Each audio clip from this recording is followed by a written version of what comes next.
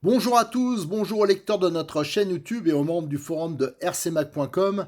Alors on se retrouve déjà pour la 9e vidéo, déjà 9 vidéos, wow, et en plus j'en ai encore plein à faire. Oh là là, c'est pas fini tout ça, c'est sur le comparatif entre le Neo de chez Kyosho, le NXT de chez Obitech et encore de chez Kyosho, le MP9, hein, c'est les trois voitures que j'avais sélectionnées RTR, parce qu'en plus j'avais possibilité de les avoir, on a possibilité de les essayer, possibilité de les décortiquer, et dans les vidéos précédentes j'ai tout démonté, on a démonté le moteur entièrement, on les a comparés, on a même démonté les cerveaux, enfin on a fait plein de choses, hein, donc si vous n'avez pas vu, si vous vous intéressez à ces voitures et que vous voulez vraiment les voir en pièces, regardez les vidéos précédentes et dans les prochaines, on démontrera les différentiels. Il y a quand même pas mal de choses encore à voir. Donc, dans la vidéo précédente, j'avais oublié hein, quand j'avais fait la présentation des pièces, des options du Neo. J'avais pas pensé aller sur le site à Cyril, hein, qui nous aide beaucoup pour faire ces vidéos. Et parce que c'est quand même plus parlant quand on voit les pièces et surtout qu'on voit les prix. Et là, on se rend plus compte de ce qui est utile ou pas utile, hein, ce qui est vraiment superflu ou pas. Alors là, je l'ai fait précédemment pour... j'ai rattrapé dans la 8, j'ai rattrapé pour le Neo et le NXT. Et dans celle-ci, on va faire pour le MP9. Allez, directement, on va sur l'ordi. Alors, comme prévu, sur la vidéo précédente, hein, on avait regardé les pièces, options pour comparer les prix un peu, voir ce qui est indispensable ou pas entre le Neo, on a fait le NXT et maintenant sur cette vidéo, comme je vous l'ai dit, on va faire le MP9. Alors, on va, comme d'habitude, dans la petite rubrique Kyosho. Hop, on regarde. On a MP9, il y a 114 références. Je sais qu'il y en a pas mal qui arrivent encore, hein. Cyril, il arrête pas, son site est pas si vieux que ça, hein, il arrête pas de compléter. Vous voyez, il y a toujours plein de choses à montrer. Et on va un peu regarder ce qui est intéressant d'avoir dans sa caisse et ce qu'on peut améliorer et si c'est valable ou pas. Alors déjà, première chose qu'on peut faire hein, quand on a un MP9, hein, ça je vous l'ai dit, il faut absolument ce kit là, le 1390. Ça vaut 26 euros, c'est un kit qu'a fait Cyril qui comprend les pignons pour passer à 4 satellites et les axes de satellites. Là, vous avez 4 sachets et là, vous avez de quoi refaire vos 3 différentiels. Alors ça, c'est important. Je vous dis, dès que vous pouvez, vous avez un MP9. Ça, c'est la même chose hein, pour le Neo. C'est un petit défaut qu'ils ont, c'est qu'ils ont mis que 2 satellites, alors que le NXT en a 4. Alors ça, c'est un petit avantage pour le NXT, il faut bien avouer. Mais bon, pour 26 euros, vous pouvez repasser en 4 satellites. Et là, ce sera vraiment solide. Vous allez vraiment améliorer votre voiture. Je rappelle que le différentiel central est plus gros sur le MP9 en diamètre. Donc les joints de différentiel sont spécifiques. Alors ça aussi, c'est bien toujours d'avoir un jeu de joints dans sa caisse. Hein, il y en a plusieurs dedans. Et je rappelle que quand j'ai fait la vidéo où je passe en 4 satellites, le joint d'origine était collé et je l'ai abîmé. Donc c'est vrai que si vous le faites, c'est bien d'avoir un joint neuf. Alors bien sûr, comme pour le Neo, on a différentes sortes de ressorts d'embrayage, hein, donc qui permettent de jouer pour qu'ils collent plus ou moins tard. Hein. Donc vous voyez, c'est des 5,80. Voilà, vous avez encore là, on a les fameux. Alors ça a beaucoup de succès. Cyril ne le faisait pas avant et on lui a beaucoup demandé. C'est des grands autocollants. Alors ça c'est bien pour, mais ils sont vraiment, si vous regardez les tailles, c'est pas trop cher et ça permet de faire des belles décos quand on est fan de Kyosho. Là vous avez les axes de suspension. Alors à l'avant je suis pas sûr que c'est comme ça sur le RTR d'origine. Voilà, vous avez des axes aussi de fixation différents. Ça c'est pour les amortisseurs sur la triangulation. Ça, c'est les inserts sur les étriers avant, hein, d'avance. Bon, ça, c'est moins utile. C'est vraiment si on les perd. Ça permet de régler notamment la chasse. Hein. À l'avant, là encore, des jeux de cales. Ça, c'est toutes les couleurs de cales qu'on peut avoir pour les inserts de triangulation. Alors, il y en a plusieurs. Hein. Et ça, c'est pas mal des fois d'en avoir de couleurs différentes, que ce soit voyant, c'est pour éviter de les perdre et à la limite de les différencier. Parce qu'il y a plein, vous voyez, ce que je reprochais notamment au Bitech, c'est qu'ils en livrent que 4.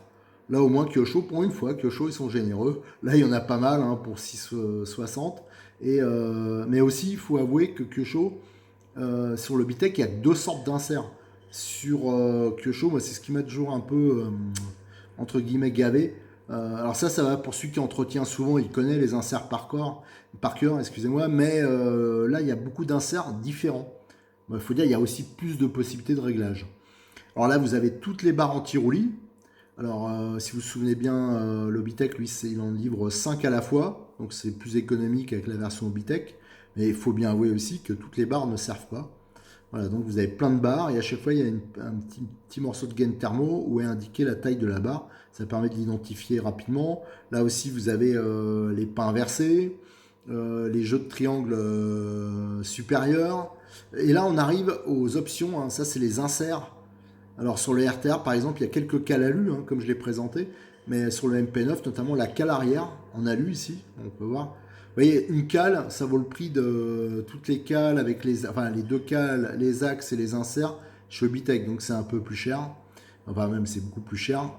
Vous avez les cales arrière MP9, mais par contre c'est vrai que c'est des très belles pièces. Et une partie du MP9 est livrée en alu. Alors c'est pas les mêmes pièces que ça, elles sont pas usinées, mais c'est quand même des cales alu. Ça c'est les cales supérieures avant, par exemple. Ici vous avez cardan central CVD. Bon, ça n'a pas une grande utilité, mais pour ceux qui en veulent, ça existe. Les cardans homocinétiques existent dans deux tailles, hein, 91, 93. Alors ça, faut faire gaffe un peu au montage. C'est une histoire d'insert. Voilà, faut faire quand même attention qu'il y ait assez de jeu. Parce que c'est pas bien clair, ceux qui peuvent monter sur le TQ4, le TQ3. Enfin ça, faites quand même attention de bien vérifier à chaque fois. Je crois que c'est une histoire d'insert au niveau des étriers ou des fusées arrière. Il faut faire attention au montage. Là, vous avez, depuis peu, ils proposent aussi des t-shirts, des casquettes. Donc c'est vrai que pour ceux qui veulent, qui roulent Kyosho, c'est sympa d'avoir des belles casquettes brodées comme ça. Mais ça, c'est pas vraiment une option. Vous avez les cellules qui sont moins chères que chez Obitech, hein, mais elles sont un peu plus, elles vont s'user un peu plus rapidement parce que ça pèse, elles sont moins lourdes. Ouais, c'est parce qu'on sert dans un peu moins de matière, mais c'est quand même assez fiable, hein. Mais les cellules, il faut quand même vérifier régulièrement qu'elles sont pas usées, qu'il n'y a pas de jeu. Là, c'est toutes les chapes, les cloches, différentes cloches. Là, vous avez des couronnes. Alors, c'est une couronne acier d'origine, mais on peut voir qu'il y a plusieurs tailles de couronnes. Ça, c'est vraiment pour ceux qui maîtrisent bien les réglages. C'est pour modifier les rapports de démultiplication. Ça, c'est pour quelle que soit la voiture. Moi, je trouve qu'on devrait toujours avoir dans sa caisse cette référence là, IF466. Ça, c'est des cales. En fin de compte, ça, c'était des cales pour mettre sous les supports de différentiel central, hein. Ça, c'est selon la cloche qu'on met. Pas la cloche, la couronne, excusez-moi. Mais ça, cette partie-là, c'est pour mettre sous les cerveaux, pour les relever ou les rabaisser, voilà, selon le montage qu'on fait. Vous avez les étriers 17.5. Donc je crois qu'il y en existe plusieurs. Et il y a des petits inserts qui permettent de modifier, qu'on voit ici. Hop, et qui permettent de modifier un peu la chasse.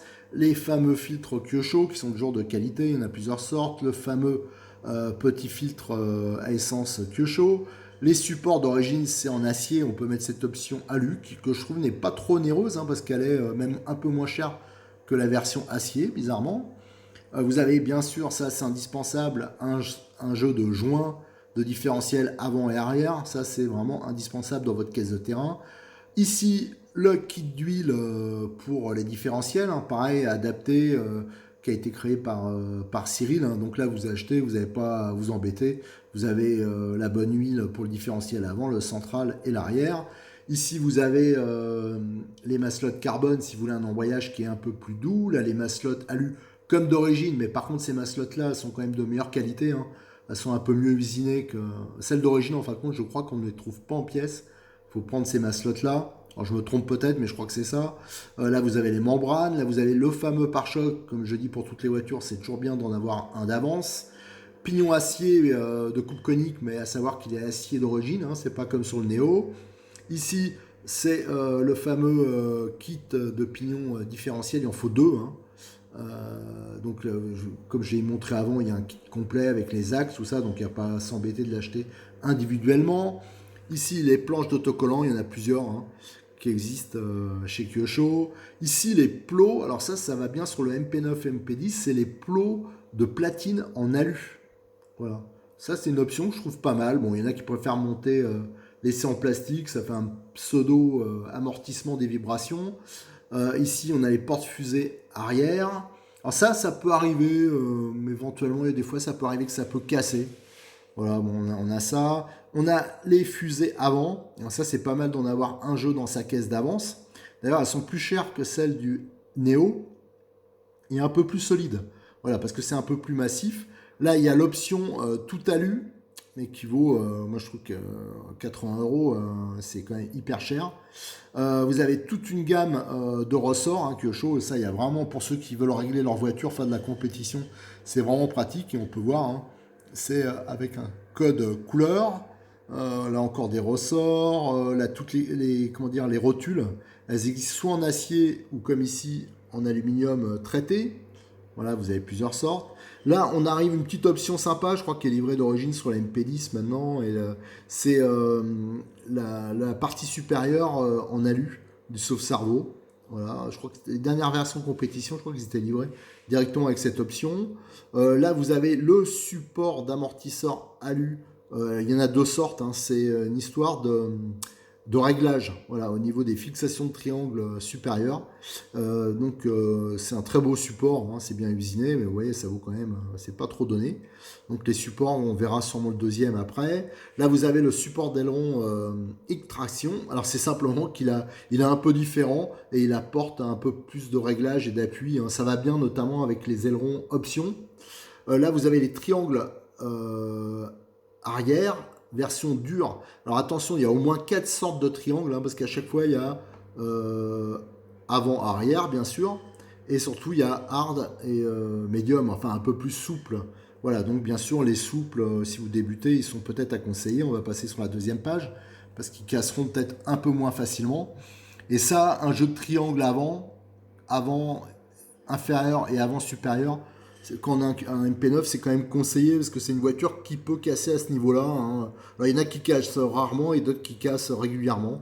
Alors, vous voyez, bon, les arrières, ça casse quand même pas trop souvent, mais vous voyez, un jeu de triangle avant, c'est quand même sympa d'avoir ça dans sa caisse. Alors, je rappelle, un petit défaut aussi, c'est que c'est droite-gauche, c'est pas symétrique. Ça, c'est compris dans le kit transformation 4 satellites, c'est les axes, mais c'est vendu par deux. Hein. Sur le Neo, c'était vendu par 6, donc il faut deux jeux. Hein. Vous avez aussi T-Works qui fait des axes et des pignons différentiels. Alors, il y en a qui montent ça.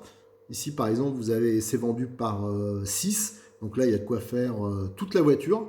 Alors que c'est en alu anodisé, donc on gagne un peu de poids et c'est traité dur. Et T-Works, ils font aussi.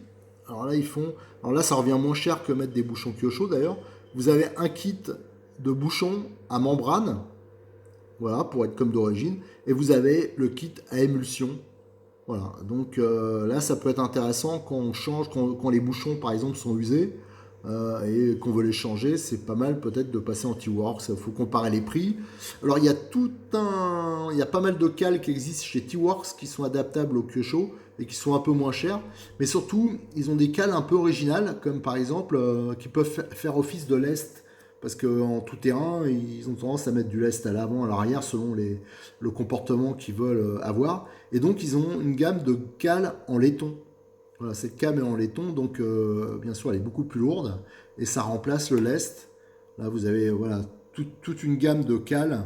Donc, celle qui est éventuellement intéressante, parce qu'elle est quasiment 10 euros moins chère, c'est la cale arrière, en version T-Works. Voilà, donc il y a des cales, c'est de très belles pièces.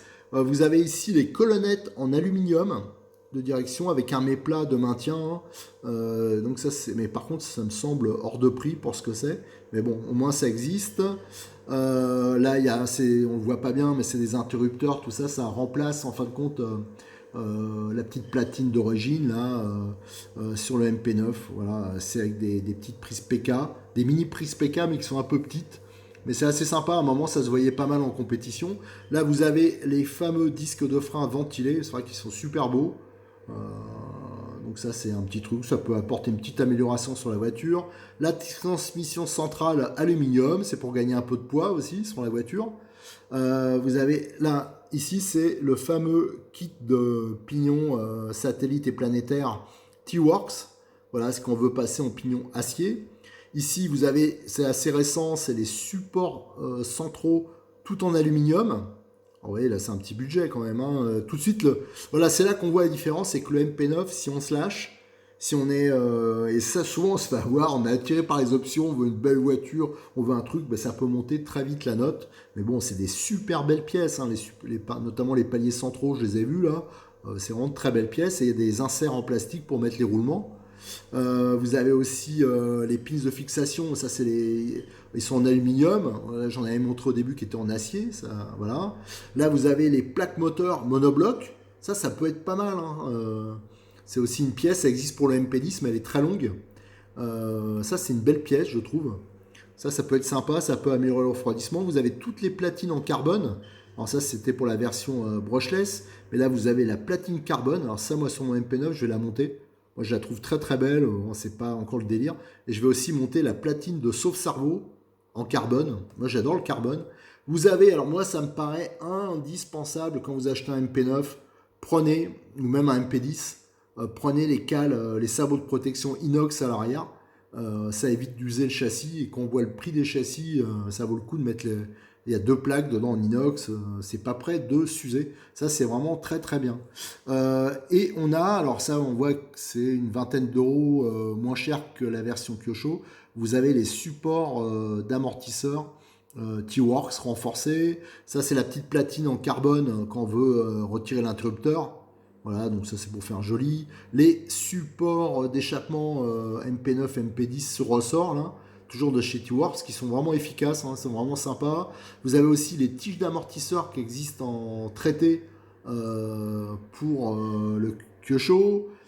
Bien sûr, tous les ailerons, hein, plusieurs couleurs avec les petites réglettes d'appui. Enfin, vous voyez, il y a beaucoup de choses qu'on peut monter et bien sûr, c'est pas fini, hein. Cyril va en rajouter encore et surtout, vous avez pour tout ce qui est moteur et compagnie, par exemple, si on regarde dans Nitro, si je regarde, il y en a pas mal qui montent des embrayages comme ça. Je vais vous montrer les embrayages Optima, il y en a des spéciales Kyosho.